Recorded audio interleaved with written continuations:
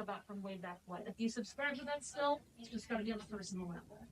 So that might be how you're getting bourbon, is getting a prescription filled. It might be that you're walking into a local saloon with your personal tin cup or jug or what have you. Regardless, though, bourbon's being supplied by fellas called rectifiers. So, of course, these rectifiers are taking bourbon out of barrels, blending it with other bourbon supplying and distributing them. A lot of these rectifiers are, in fact, in it for love of the craft. Unfortunately, though, a lot of these fellas are just in it for a quick buck. It means that the shady folks are taking the raw whiskey off the still and blending it with additives to imitate that color, smell, taste of aged bourbon. Might be harmless things they're putting in, teas, fruit juices maybe. It might be very harmful things though, like turpentine, iodine, gunpowder, shoe polish, rusty nails, or tobacco spit from spittoons. That got zero reaction out of you all. So if you preferred that flavor, you've got the right idea. You keep that to yourself, because that's gross. I don't want to hear that here.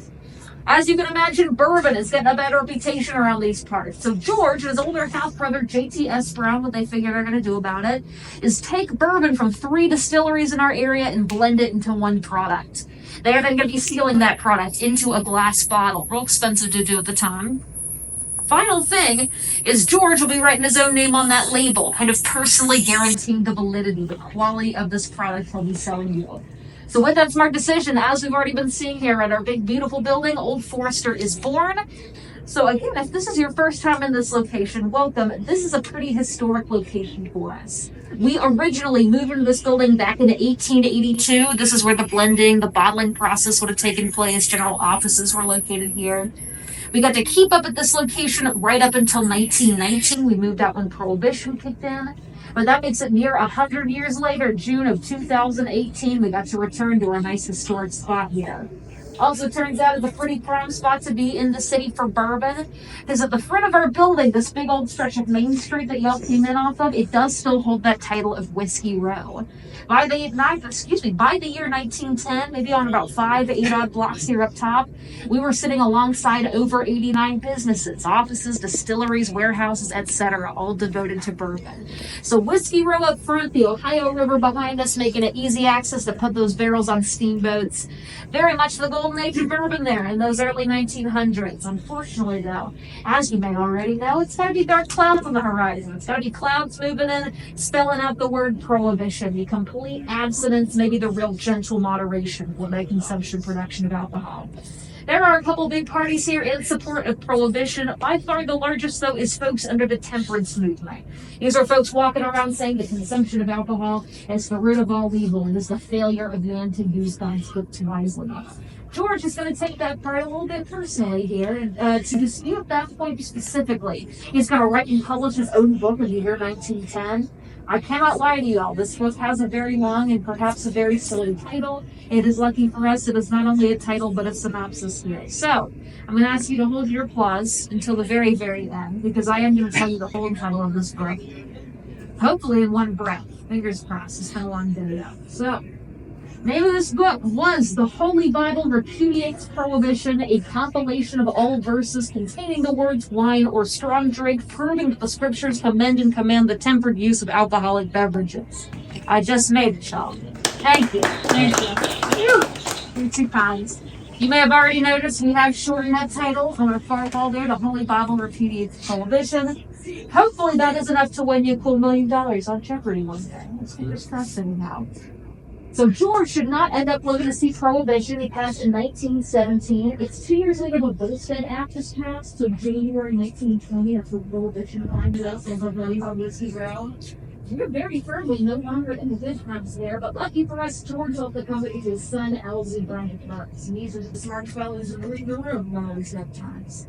Elsie has a full state to apply for and receive one of 6 total medicinal licenses in the entire nation. So same as we were doing before, you can legally, pharmaceutically provide bourbon. All it means is we can't be negative anymore. It's tricky when it's one of the only legal ways you're getting your hands on some whiskey. These prescriptions might still be filled for serious illnesses like cancer, typhoid, tuberculosis, influenza. It is just much more common though. They're going to be filled for whatever the fluid can make up. It's like headaches, migraines, coughs, cramps, bumps, bruises. The infected victim that I do with right now. This one got me a pint of bourbon. I can get refilled no more than every 10 days. So it's stretching from the beginning of 1920, really up to when the Depression hits at 1929. At that point, we turn around, we discover we have filled nearly 2 million prescriptions total, and we're running a little bit low on stock there. At the same time, though, the government turns around. They're looking to scrounge up whatever money they can, and they realize that nearly 70% of all income tax at the time was on the sale of alcohol. So therefore, what the government ended up doing was finding those 6 distilleries and just granting all 6 of them the same distiller's holiday. That was a period of time, 100 days, where we could distill and barrel as much product as possible. It ended up paying off for us just a couple years later, because it wasn't until December of 1933 that Prohibition was repealed. All of a sudden, there we were. We're sitting pretty on fresh aged bourbon, ready to hit those store shelves, as ahead of very nearly everybody else in the game there. So folks, that is your Old Forester Primer. It is in fact the first bottled bourbon. It's the only distillery to be opened before, during, and after Prohibition, still operating under that same name, same family. And here we are still kicking near 154 years later. That is bourbon, whiskey, one hell of a story. If you don't mind me saying so, it's a good story, so we're sticking around here. But checking our time, folks, what we are gonna do now is head on over to this side of the room. And I'm going to play a short video for y'all here on the screen. Now, this video will be narrated by Campbell Brown. He's a 5th generation descendant of hers we've been talking about. After the video, we'll pause, answer any questions, but then we'll head on in and see that distillery grab it.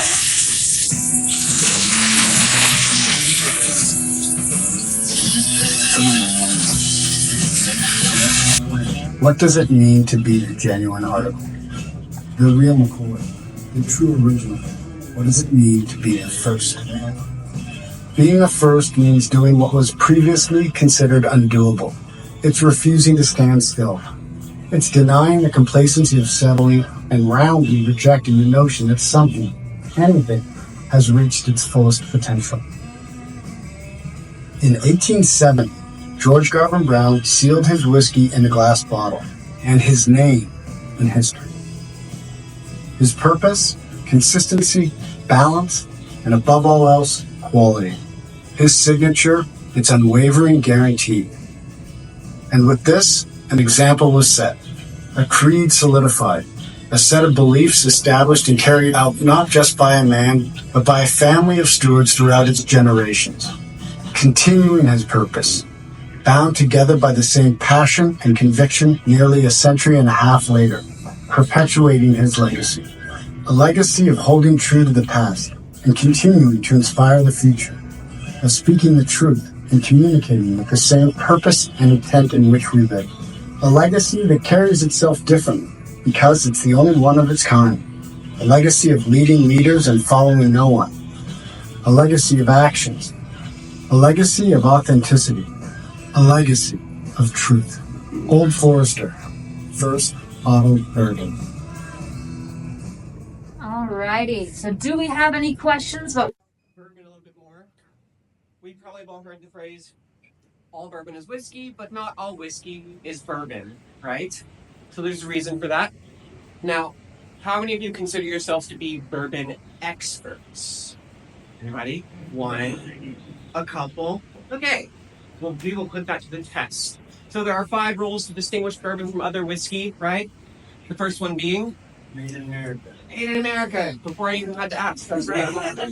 A lot of people think it should be made in Kentucky, which if you're from here, you might agree with, because around 90% of the world's bourbon is made here in Kentucky.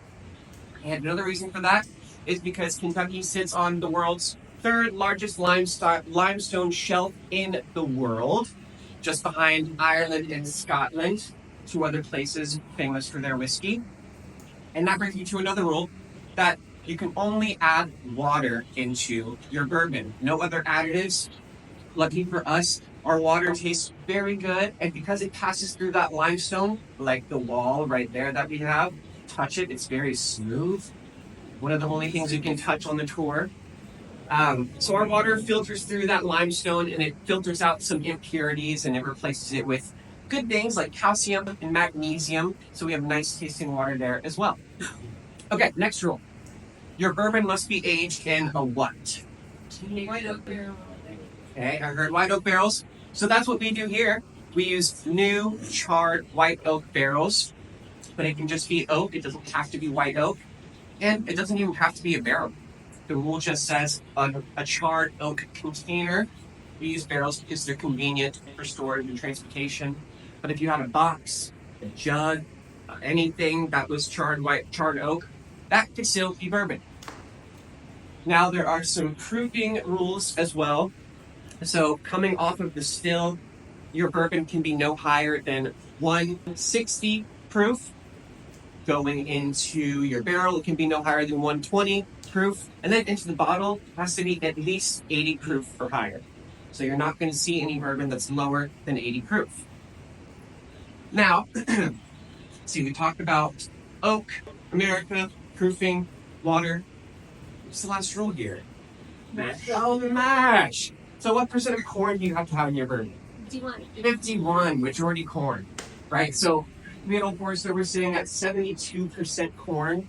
So that's where we're going to get a lot of our sweetness from. The rye, 18% comes in to bring us some spices a little bit.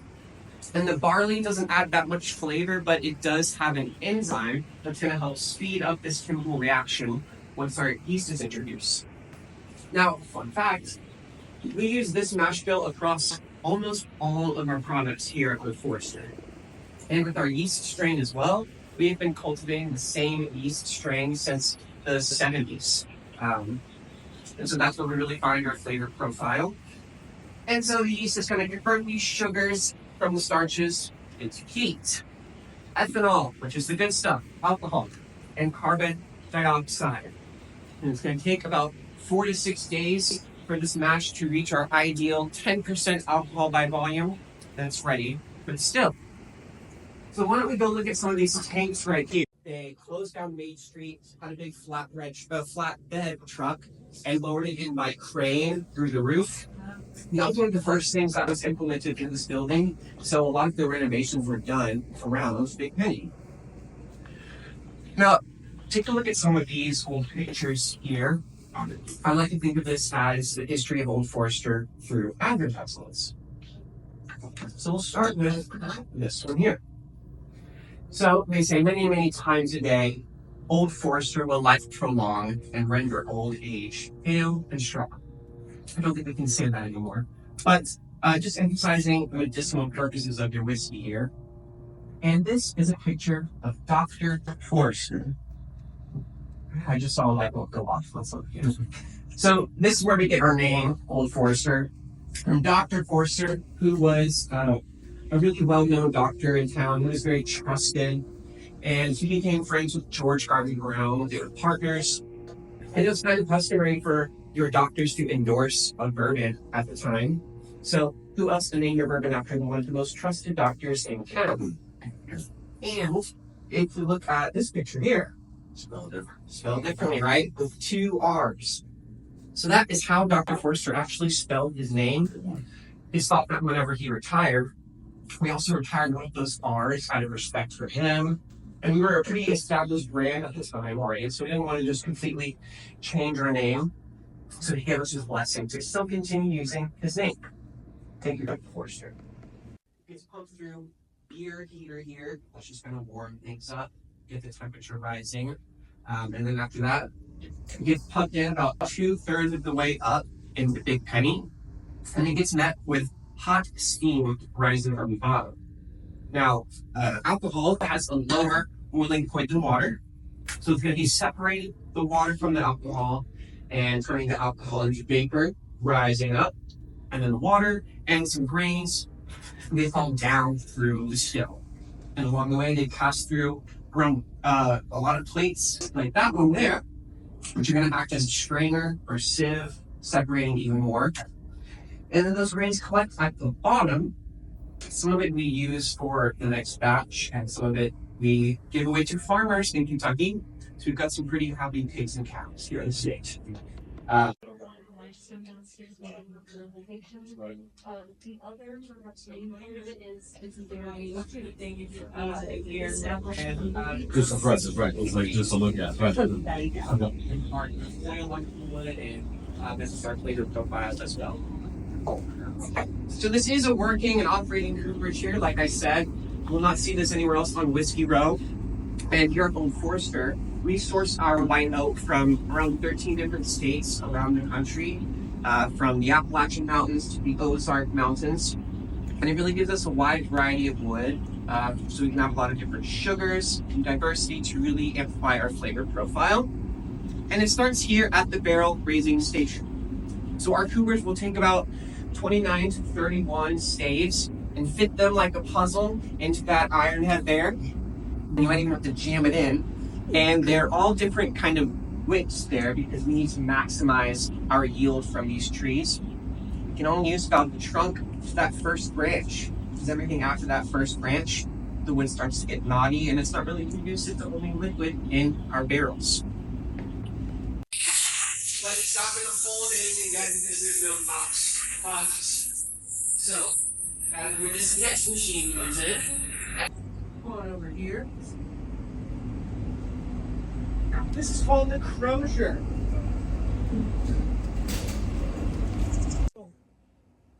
Okay. Are we ready? Yeah. All right, I'll take it away.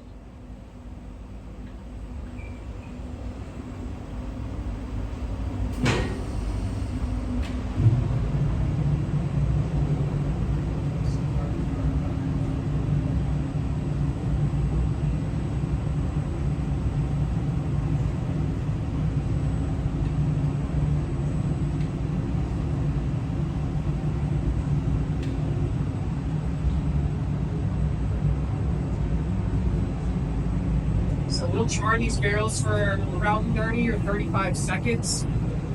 And this gives us what we call a medium char. And when it's done here, it's going to stop right on the other part of the track. And it gets hit with water to make sure that all those embers are out. Nearly the end of this fermentation process. Yeah, you can stick your hand not all the way in, but just on top. You're not really getting that heat anymore, so that's how we know it's towards the end. And all of those grains have started to rise up to the top, forming this kind of cornbread crust here. And earlier in the process, we have a lot more bubbles coming in. That's that carbon dioxide. And our yeast and the corn is also very fragrant. A lot of times, when you smell it, you get this kind of banana bread.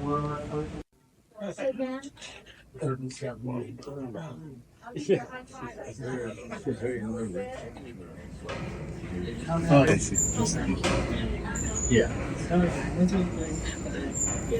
Alright, welcome now. This is our Reformation Warehouse from Frank House, Brickhouse, 7 o'clock. The first Brickhouse